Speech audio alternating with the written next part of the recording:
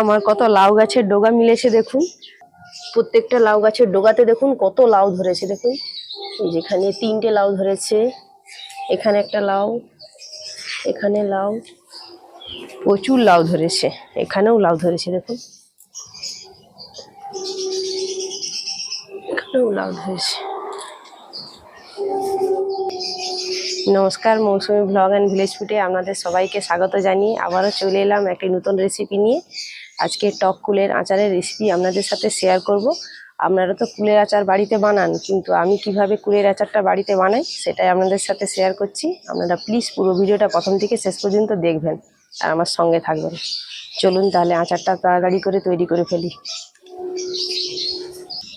আজকে 1 কেজি কুলের আচার তৈরি করব। এখানে আমার 1 কেজি কুল আছে। সব কুলগুলোকে আমি ভালো করে ধুয়ে কুলের যে বোখাগুলো আছে সব পরিষ্কার করে নিয়েছি। আর এই 1 কেজি কুলের জন্য আমি এখানে 600 গ্রাম আখের গুড় নিয়েছি। আপনারা চাইলে চিনি দিয়ে তৈরি করতে পারেন, তবে গুড়ের আচারটা কিন্তু বেশি খেতে ভালো লাগে আর টেস্টটাও কিন্তু সম্পূর্ণ আলাদা। এই আচারের মধ্যে কিছু ভাজা মশলা দেবো। আর এখানে ভাজা মশলার মধ্যে আমি এখানে গোটা জিরে নিয়েছি আর গোটা শুকনো লঙ্কা নিয়েছি। এখন আমি এগুলোকে শুকনো কড়ায় ভেজে নিচ্ছি।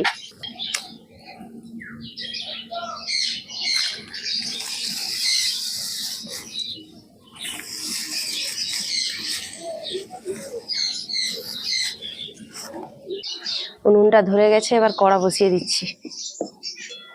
বন্ধুরা, ভাজা মশলার জন্য আপনারা আরও কিছু মশলা ব্যবহার করতে পারেন, যেমন ধনে, পানমৌরি, গোলমরিচ, কিন্তু আমার কুলের আচারের মধ্যে এরকম 2 রকম মশলাই ভালো লাগে, সেই জন্য আমি 2 রকম মশলাই দিচ্ছি।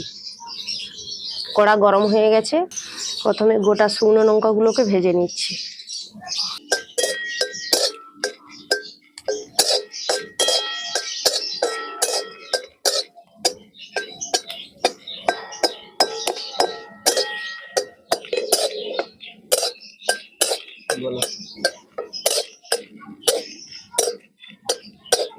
লঙ্কাগুলো হালকা ভাজা হয়ে গেছে, আমি সরাসরি শিলের মধ্যে দিয়ে দিচ্ছি, গুঁড়ো করে নেব।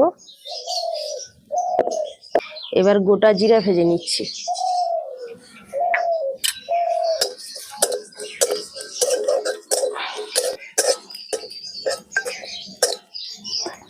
জিরা ভাজা হয়ে গেছে, সরাসরি আমি শিলের মধ্যে দিয়ে দিচ্ছি।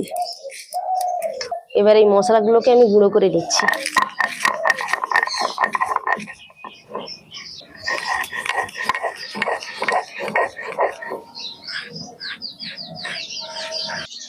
মশলাগুলোকে দেখুন আমি খুব বেশি গুঁড়ো করিনি, এরকমই রেখে দিয়েছি। আর এরকমই আচারের মধ্যে দিলেই বেশ ভালো লাগে।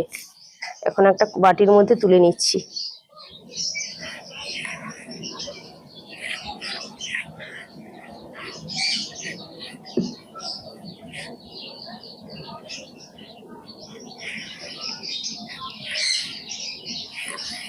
এবার আচারটা তৈরি করব। উনুনের মধ্যে আবার কড়া বসিয়ে দিচ্ছি।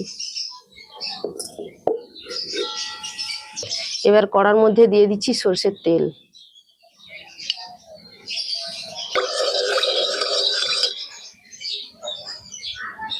তেল গরম হয়ে গেছে, দিয়ে দিচ্ছি 2টো তেজপাতা,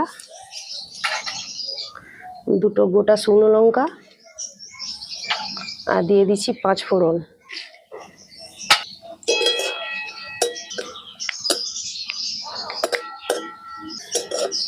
ফোড়নটা ভাজা হয়ে খুব সুন্দর একটা সেন্ট উঠেছে। এবার আমি কুলগুলোকে কড়ার মধ্যে দিয়ে দিচ্ছি।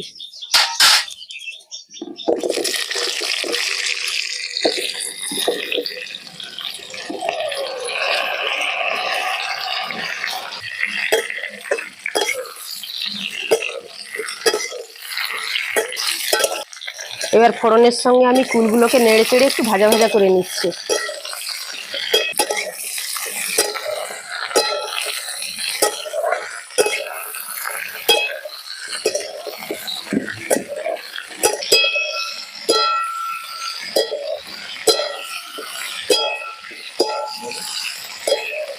দেখুন 10 মিনিট ধরে আমি কুলটাকে নেড়ে নিয়েছি, আর কুলের কিন্তু হালকা কালার চেঞ্জ হয়ে গেছে। এবার আমি আখের গুড়টা দিয়ে দিচ্ছি।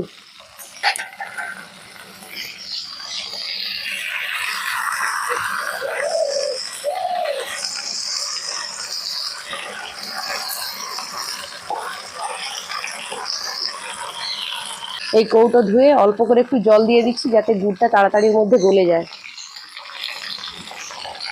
এই অল্প করে একটু জল দিলেই হবে।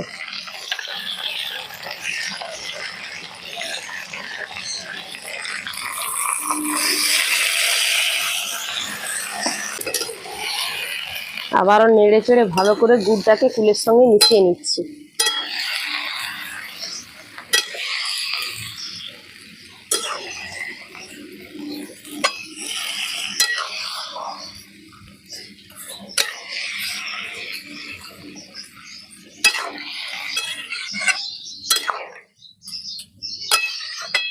এই গুড় দিয়ে আচার বানালে আচারের কালারটাও কিন্তু খুব সুন্দর হয়। দোকানে যে কুলের আচারগুলো বিক্রি হয় গুড় দিয়েই বানানো হয়, সেই জন্য আচারের কালারটা খুব সুন্দর হয়।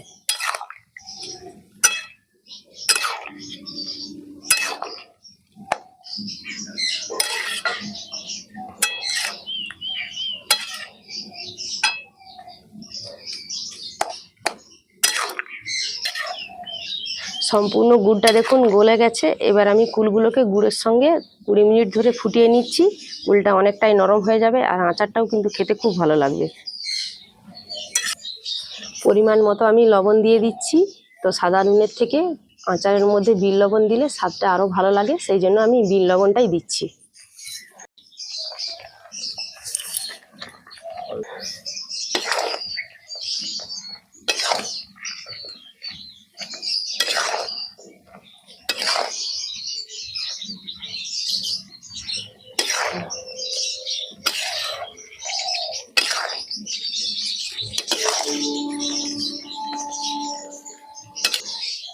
আচারটা দেখুন ফুটতে শুরু হয়ে গেছে আর সব কুলগুলো দেখুন ফেটে ফেটে গেছে।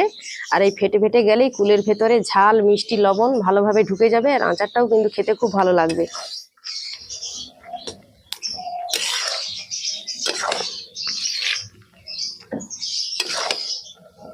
দেখুন প্রায় সব কুলগুলোই দেখুন ফেটে ফেটে গেছে আর কালারটাও কিন্তু চেঞ্জ হয়ে এসছে।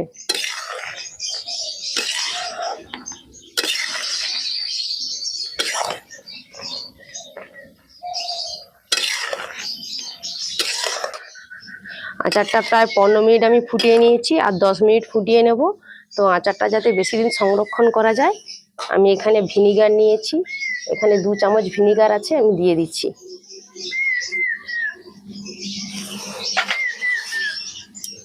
আবারও ভালো করে নেড়ে চেড়ে আর 10 মিনিট মতো ফুটিয়ে নেব।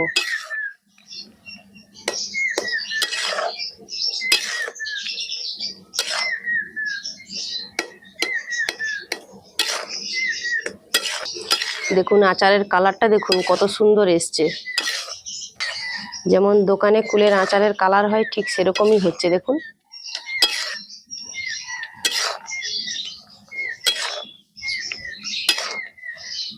রসটা একটু বেশি আছে আর একটুক্ষণ রসটাকে মেরে নেব।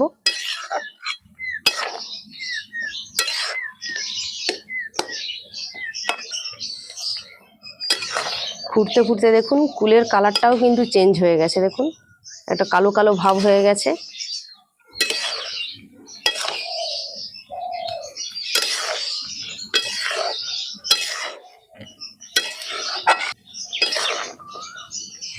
বন্ধুরা কুলের আচারটা আমার হয়ে গেছে আর কুলের আচারের মধ্যে এরকম একটু রস রস রাখবো। এবার আমি যে মশলাটা ভেজেছিলাম এবার দিয়ে দিচ্ছি, দিয়ে ভালো করে মিশিয়ে নিচ্ছি।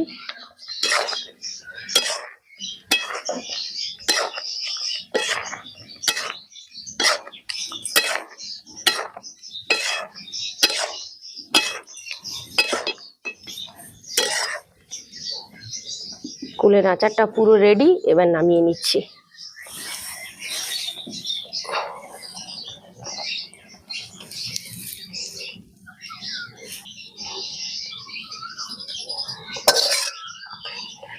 আচারের কালার দেখুন কত সুন্দর হয়েছে আর 1 কেজি কুলে দেখুন অনেকটাই আচার হয়েছে, প্রায় 1 জার ভরে যাবে।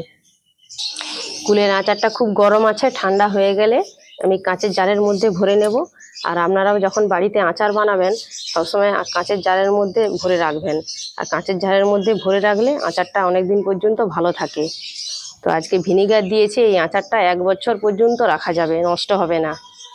আর আমার মেয়েরা আচার খেতে যা পছন্দ করে একে 1 মাসের মধ্যেই শেষ করে ফেলবে। বন্ধুরা, ভিডিওটা আজকে আমি এখানে শেষ করছি, দেখা হবে পরের ভিডিওতে। তো আমার কুলের আচারটা আপনাদের কেমন লেগেছে অবশ্যই কিন্তু কমেন্ট করে বলবেন। আর ভিডিওটা ভালো লাগলে একটা লাইক করবেন, শেয়ার করবেন। আর প্লিজ প্লিজ আমার চ্যানেলকে সাবস্ক্রাইব করে আমার পাশে থাকবেন। সবাই ভালো থাকবেন, সুস্থ থাকবেন।